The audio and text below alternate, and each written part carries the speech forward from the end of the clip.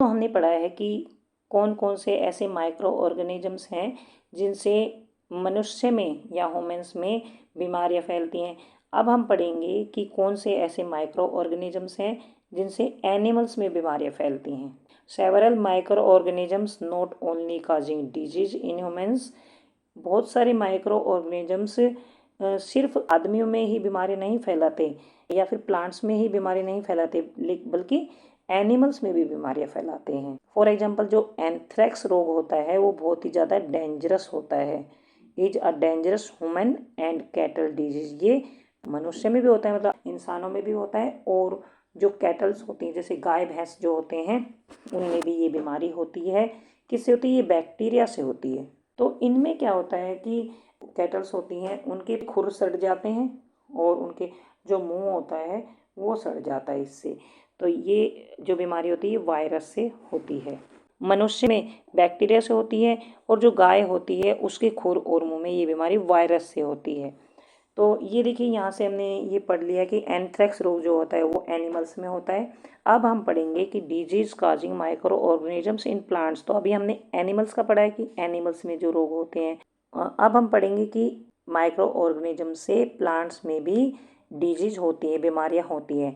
Several micro organisms cause disease in plants like wheat, rice, potato, sugar cane, orange, Apple and others.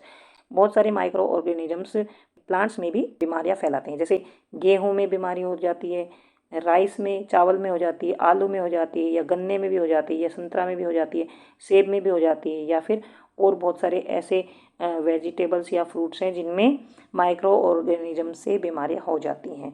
The disease reduce the yield of crops.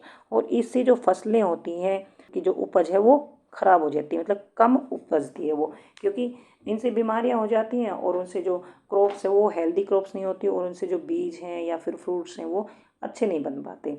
C table 2.2। Table 2.2 में कुछ plants की जो बीमारियां हैं वो लिखी गई हैं, तो देख लेते हैं हम।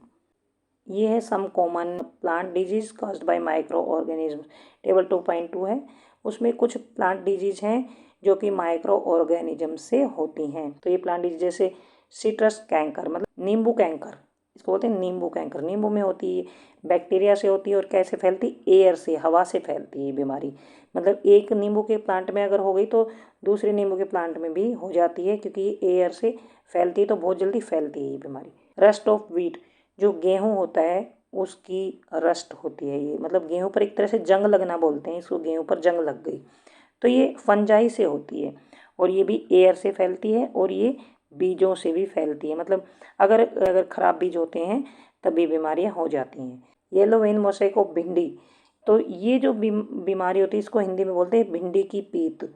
तो ये वायरस से होती है। और ये जो इंसेक्ट्स होते हैं छोटे छोटे, जैसे तितलियाँ वगैरह जो होती हैं, ऐसे इंसेक्ट्स जो होते हैं, कीट जो होते हैं, उनसे ये बीमारी एक प्लांट से दूसरे प्लांट पर फैल जाती है। क्योंकि एक प्लांट पर अगर बीमारी है, ये एक प्लांट है, अगर इस पर कोई बीमारी है तो ये जो इंसेक्ट्स होते हैं इस पर बैठे, और इससे अगर दूसरे प्लांट पर बैठते हैं तो उस पर भी ये बीमारी हो जाती है, भिंडी की पीत। तो ये तीन बीमारियां इसमें, तीन बीमारी को नाम इसमें दे रखे हैं। ये सभी माइक्रो ऑर्गेनिज्म से होती हैं और ये प्लांट्स में होती हैं।